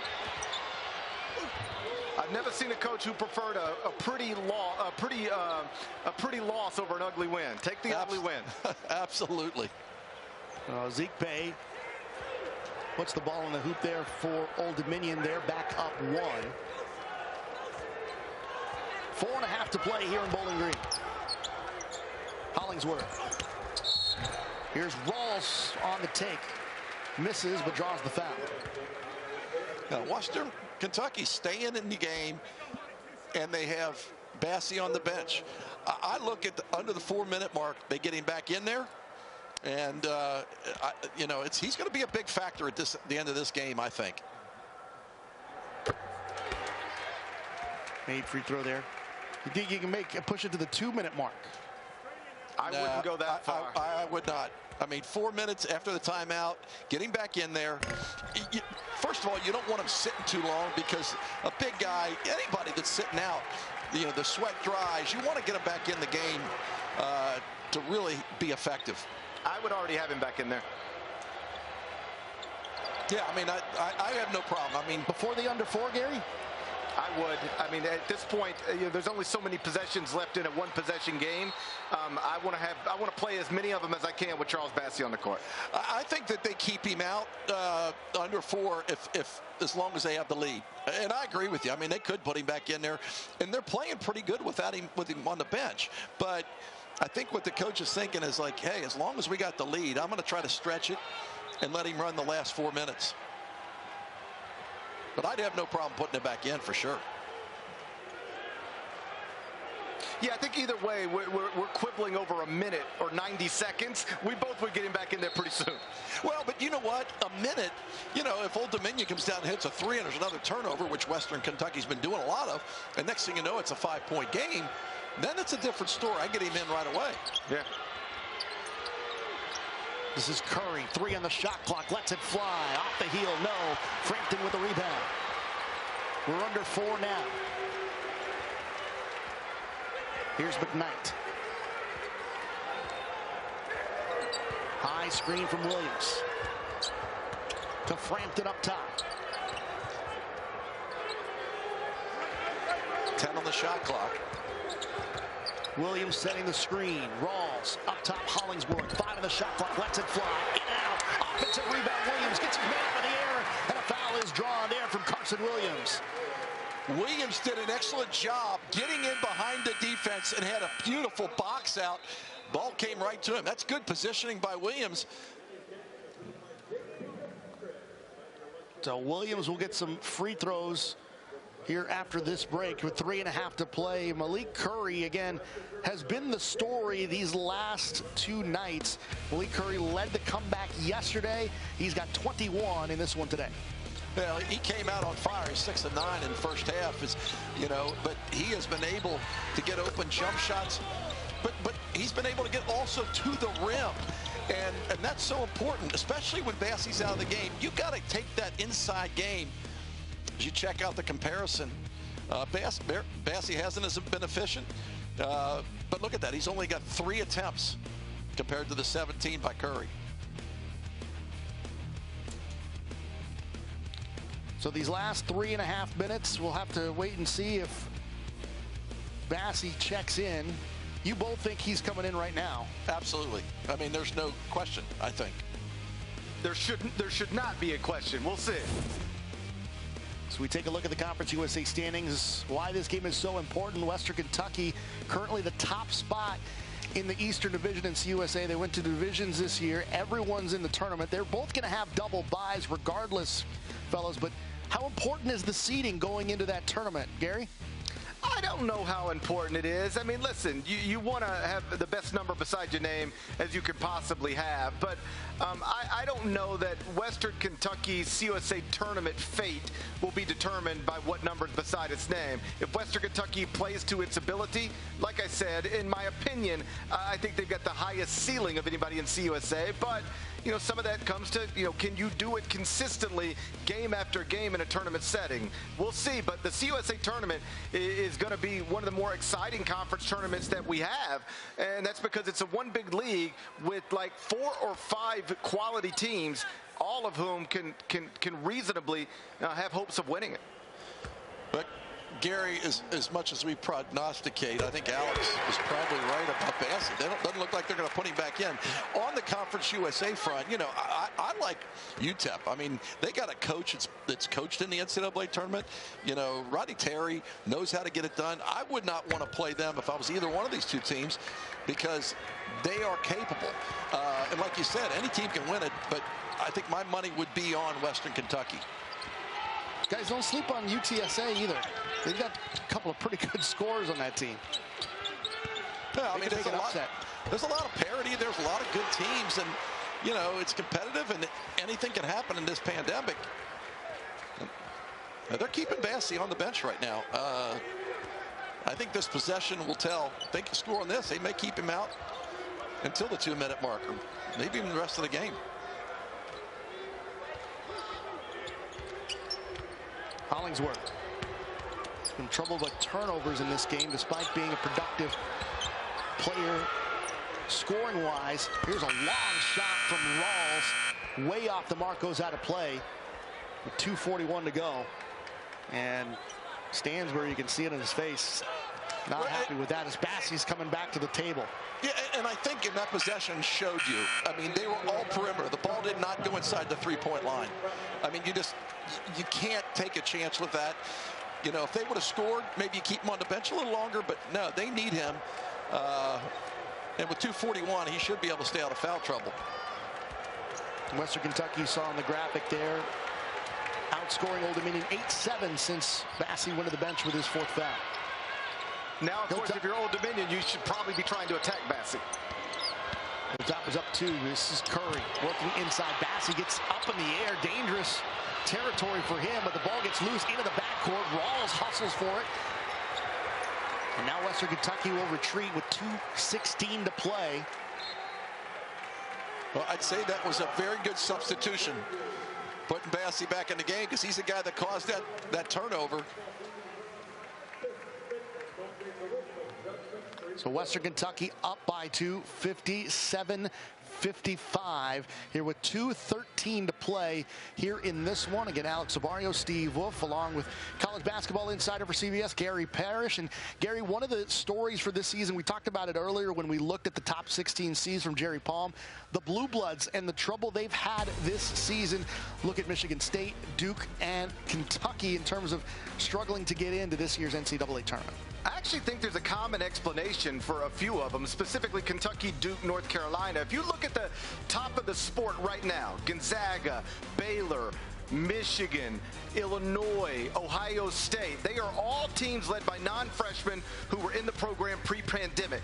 Duke, Carolina, Kentucky, mostly reliant on freshmen or first-year players who were not in the program pre-pandemic. So why does that matter? They didn't get on campus the same time they normally would. They didn't get the same practice they normally would. They didn't get to hang out. I mean, just like actually hang out at each other's apartment like they normally would. Playing pickup late at night, that didn't happen. You didn't get exhibitions, scrimmages, the normal bye games. Those teams didn't have an opportunity to build chemistry with all of these newcomers, and they have paid a significant price for it. And I totally agree with that, because like Kentucky, like the exhibition games are important. The games where you go out of the country or go to exotic places and play, you get that camaraderie, that teamwork. And so you have guys that are young, freshmen, that have never played a college basketball game, have never played with college referees, and then you go out there and you play in a sterile environment. It is different. There's not enough time to be able to teach these guys what they need to know as far as how a game's going to be called. So I totally agree with you on that. Yeah, keep in mind, in the offseason, like a lot of the work was you're in a mask shooting in groups of 3, only the 2 other people you happen to live with. I mean, it was so unusual that I think the teams that had experienced players benefited, and the teams that didn't, they got beat up pretty good. We just look at the poll question there. Western Kentucky wins that, 64%. Apologize there, Steve. Go ahead. No, well, you look at Gonzaga. I mean, yeah, they have a couple of younger guys, but they are strong. They have experience. Another team that's like that is Loyola Chicago. I mean, they have experience. They have guys that played in the Final Four before. So there are teams out there that are going to play well in the NCAA tournament just because of what you said, Gary. They'll have experience. Hunter goes inside, brings it out with 5 on the shot clock, lets it fly. No, but the offensive rebound to the Monarchs. Drive to the rim, puts it in. Curry again ties the game at 57. That was an ugly possession until they got the rebound, the offensive rebound, because they ran the shot clock down to 6 and did nothing. The offensive rebound gave Curry an opportunity to dribble, penetrate, and get to the basket. Hollingsworth. Rawls, 10 on the shot clock now for the Hilltoppers. We approach the 1-minute mark. Dangerous pass. Williams has it. 4. Here's Rawls, throws it up off the window. No, the tip from Bassey. No. Ball tapped out near half court. Coming to get it is Hollingsworth. Williams with it now. 48 seconds to go in this one. You know where I want him to go. Got to get the ball inside. Didn't get it to Bassey. Get the ball inside. There's Bassey at the foul line. Pulls up from the elbow. No. Williams has it, and a tie-up here. A jump ball is going to send it to Old Dominion.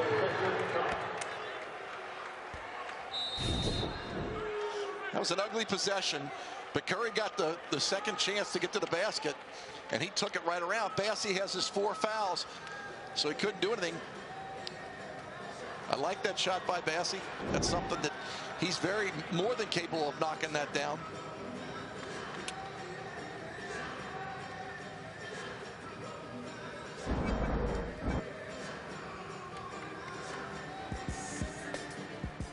So you look at the numbers here for Charles Bassey in the game. It's not what we're used to seeing from the potential player of the year in Conference USA.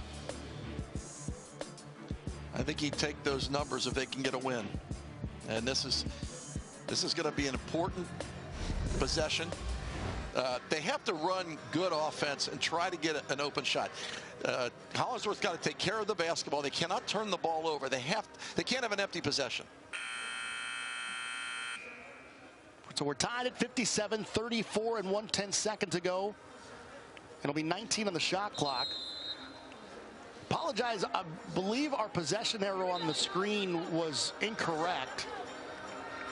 So Western Kentucky will have possession here coming out of the timeout. You know, I would like to see them have a two-man game with either Williams and Bassey or Hollingsworth and Bassey.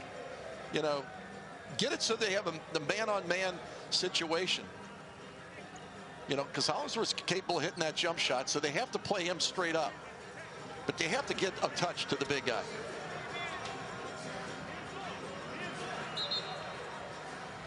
So Western Kentucky will do the inbounding after the jump ball.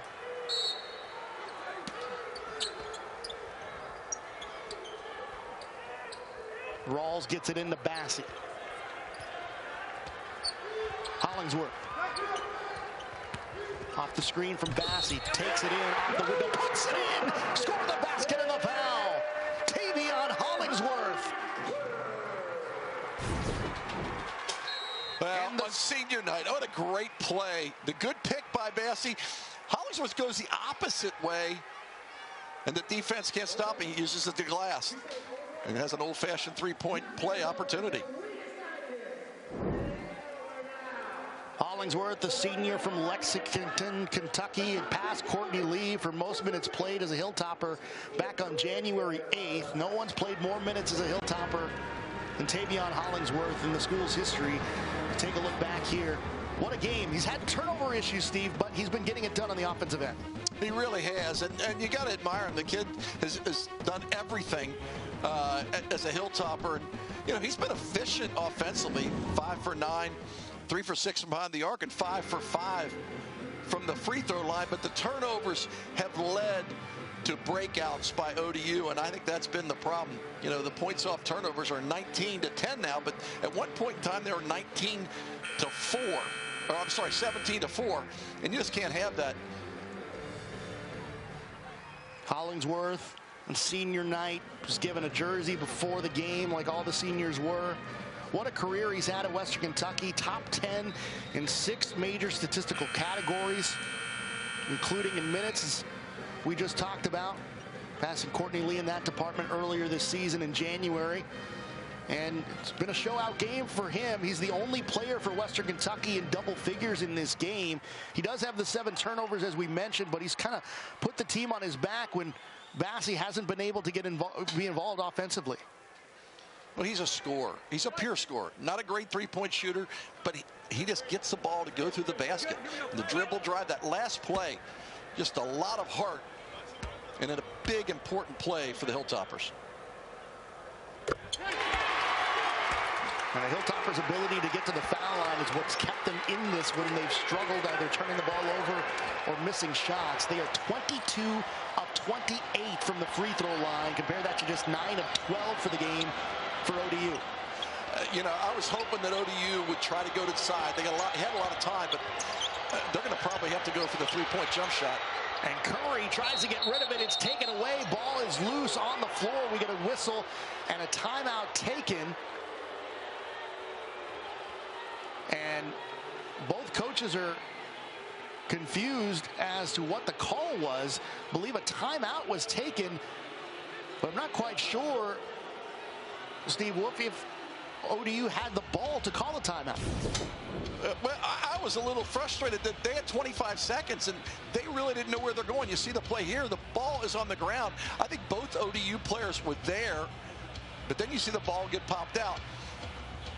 Both Ezekpe was on the floor. He and Curry both were going after it, but you're right. I don't know if they had possession. Didn't look like they had possession the way that ball came out of there. But more importantly, now they have to go for that three-point play. You know, but they had 25 seconds left. I would like to see him get the ball to the hoop and either try to score in the lane, get to the free throw line, but now they're out of options. And there's 6.8 seconds left, so we're in, foul up 3 territory for Western Kentucky. Whether Rick will have his team do it or not, we'll see. But this is about the range where you can be comfortable fouling and sending Old Dominion to the free throw line if that is your strategy.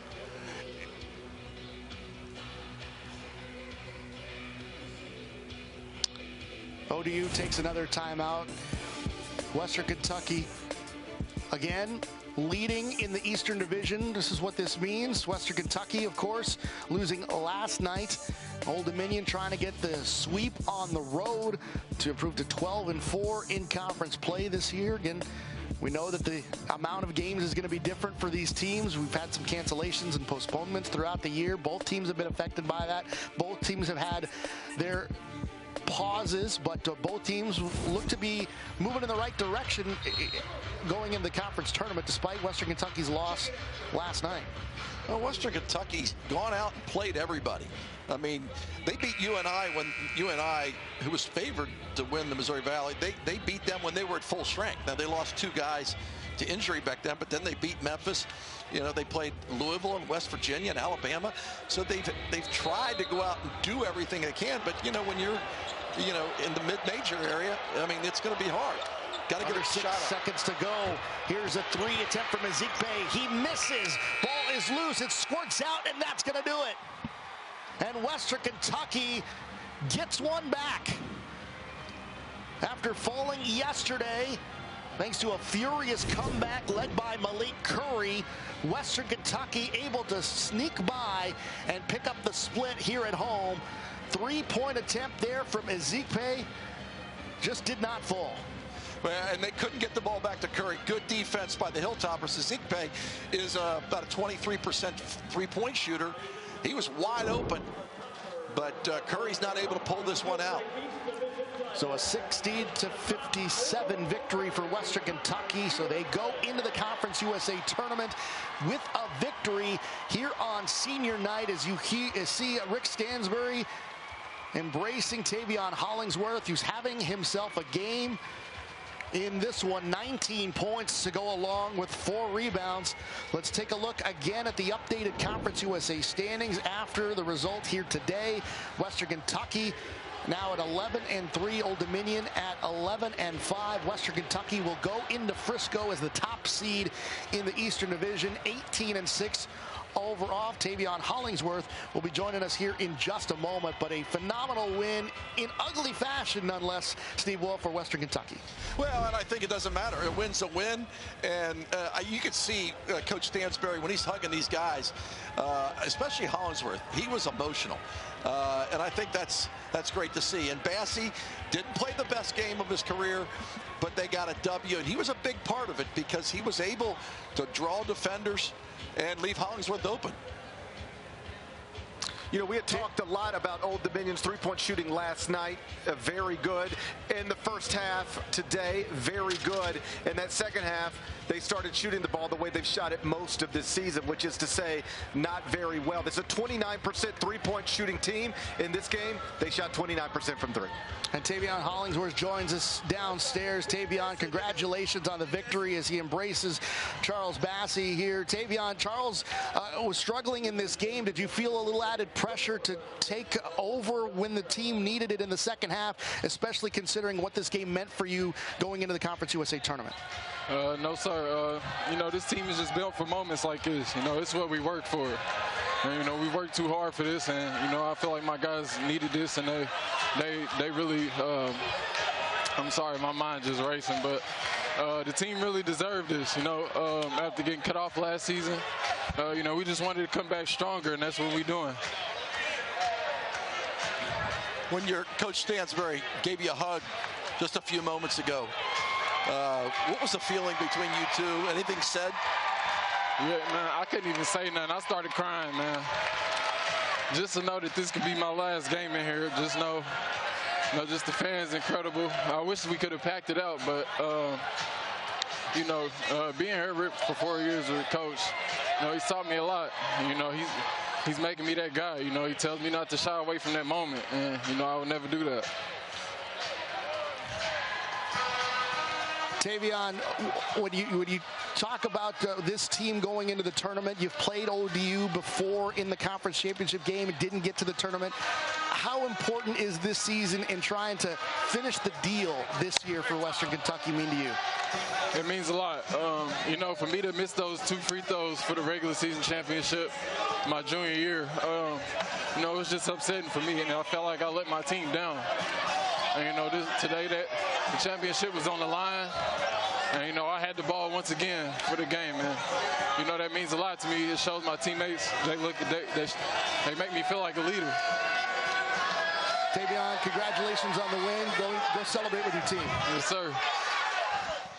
Tavion Hollingsworth, again, 19 points in the game to go along with 4 rebounds, 1 assist, 1 steal. Phenomenal game for Hollingsworth on a game where Charles Bassey just did not have the best effort in the game tonight.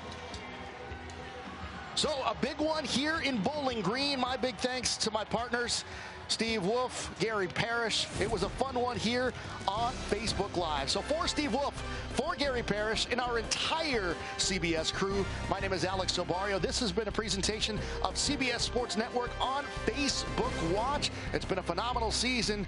Welcome to March. So long from Bowling Green.